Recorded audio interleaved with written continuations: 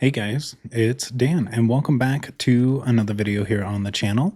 And this is going to be the first video in one of the series that I want to start on this channel, which is basically going to be covering finance related topics for those of you that may not have a guiding influence in your life like I did, and want to know a little bit more on what you should be doing in order to kind of create wealth and start figuring out how to manage your money and make it make sense. And a little bit of context to why I wanted to start this series. And it's because for me personally, I did not have a very keen role model on how to sustainably and healthily manage money. And it wasn't until recently that I really discovered how the best way to do that. And I went to school for finance, so I have a degree in finance, which has greatly helped me. That's where I discovered a lot of these things and a lot of the healthy habits. Granted, I had kind of dug myself into a hole long before I got there, but I learned a lot of the skills and a lot of good things to go there, as well as I currently work at a credit union, and it has opened my eyes up to how many people really struggle with this type of situation. And it made me really want to be able to reach out and guide a lot of you younger people that may not really understand what they're doing or how to go about it, like myself. And that's kind of the reason that I want to start this series. And I know a lot of people are probably going to be like, you're talking about this over Call of Duty or Minecraft. And I know, but this is more just for you to kind of kick on and listen to what I have to talk about and develop some of those healthier habits. I am by no means a millionaire or super successful quite yet. I'm still coming out of a lot of the issues that I had from long before. Ideally, well, not ideally, mostly like student debt things. And this is the things that I'm using to help succeed and kind of kill that debt and be able to become more successful as I go into my adulthood. So with that, let's go ahead and get started. And where I want to start at is basically the cornerstone of what I think everyone really should do. And that is starting a budget. For me, myself, the way that I started doing this is I'm one of the people that likes to be very analog, very hands-on when it comes to these things. If I do it digitally, I'm going to forget about it and lose track completely. So what I did is I bought a physical budget. And I'll put one up on screen right now just to kind of show you exactly what I use myself. I am in by no ways, shape, or form trying to promote this product exactly to you guys. I just wanted to show you exactly what I use. And the reason I got this was because I needed to write out all of my expenses, see where all of my money was going, and really figure out how I need to cut back and do a lot of reshaping and budgeting. And when I first got my budget, before I filled anything out in it, I wrote down all of my main expenses, like what do I have to have every single month? And I put that in a list and was like, okay, these are the things I have to plan for every single month without interruption. And kind of started there. I'm like, these are my base points. And I figured out what I make on average each month minus what these all are. And that's where I started. So once I figured out all of my have-tos, I went ahead and started filling out my budget with all the have-tos as in like, okay, rent, power, internet, student loans. And I put those all in there.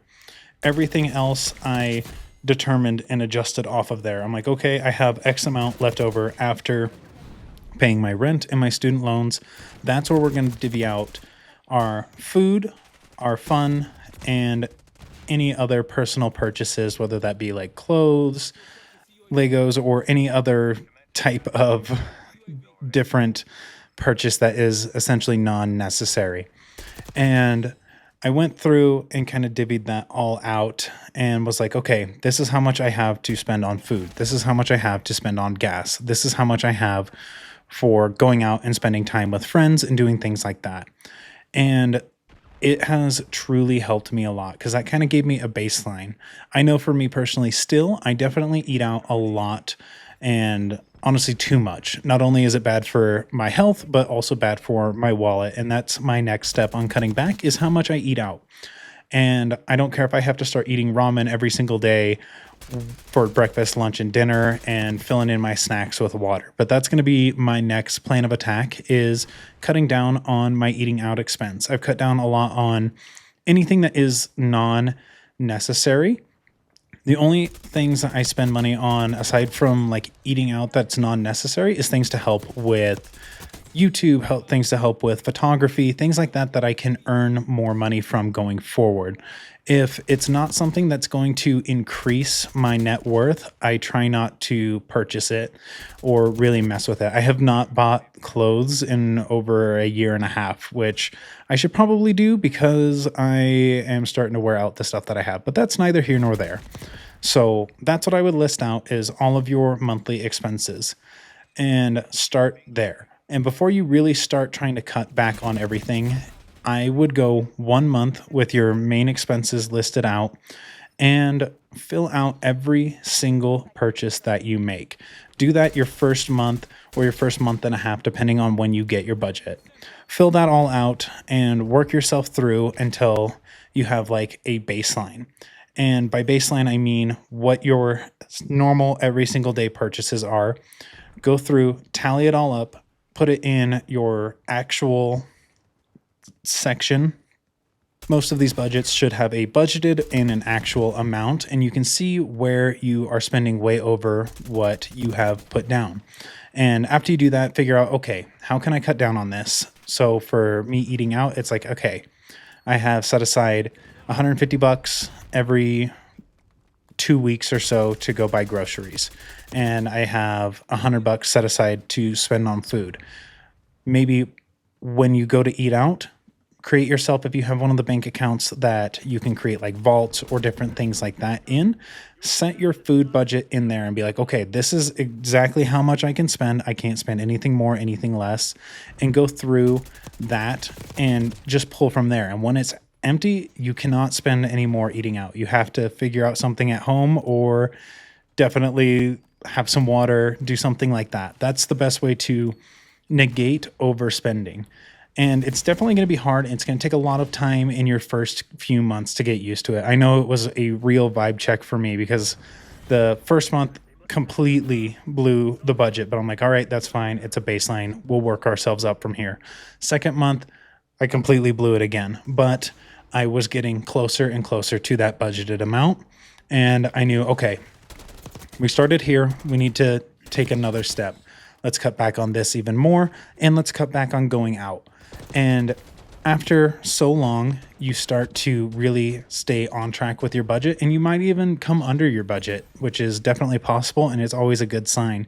For me, anytime that I do come under budget, I try and take that money and either put some of it in savings and then put the rest on loans, or put it all on my student loans to try and get rid of those. That is what I try to do, and that's what I would recommend for you guys to do. But also, with that being said, if you don't have an emergency fund set up, please set one of those up. I know that it's hard to put that money in a savings account and not touch it. I know it's hard for me. That's why I actually went and created a couple different bank accounts. I have one that is a little bit more liquid, and that's where I keep my emergency fund at, so that in the event that I need it, I can use it, but I don't keep the debit card on me. I don't try to pay a whole lot of attention to it. It's not what my normal spend account comes out of. As well, it earns me a little bit more interest than my typical everyday account. So I have that one, and that one also stages my taxes for any of my side businesses and things like that that I'll have to pay back at the end of the year. And then I have another one that is a way more locked down one that is simply based to go ahead and put CDs, things like that in, that I cannot touch whatsoever. So I would definitely recommend looking at creating separate accounts like that. Have one that's local that you use as your main everyday spend account, and at least have one other that you don't keep any cards or anything related to on or with you, so that in the event you're not tempted to spend the money out of it, but you have it and it's easily liquidable, whatever the proper word is there. Regardless, you have it at any point in time that you may need it.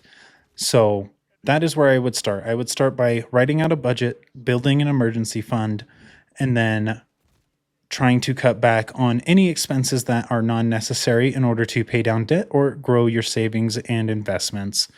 But yeah, you guys, if you want a further dive into this, let me know down in the comment section down below, as well as if you want more content on finance related topics, please leave me a comment down in the comment section down below.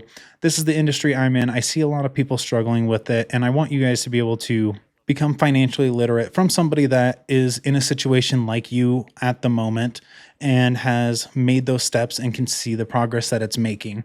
So let me know your thoughts, feelings, and opinions on this down below. My next video is probably going to be something related to why you need credit at a younger age, and then followed up by what the best plan of attack on debt is. So if you guys are interested in those videos, let me know down in the comment section down below. I would really love your feedback on this, and if you think this is a series that I should continue to have. But with that all being said, you guys, my name is Dan, and I will catch you all in the next video. See ya.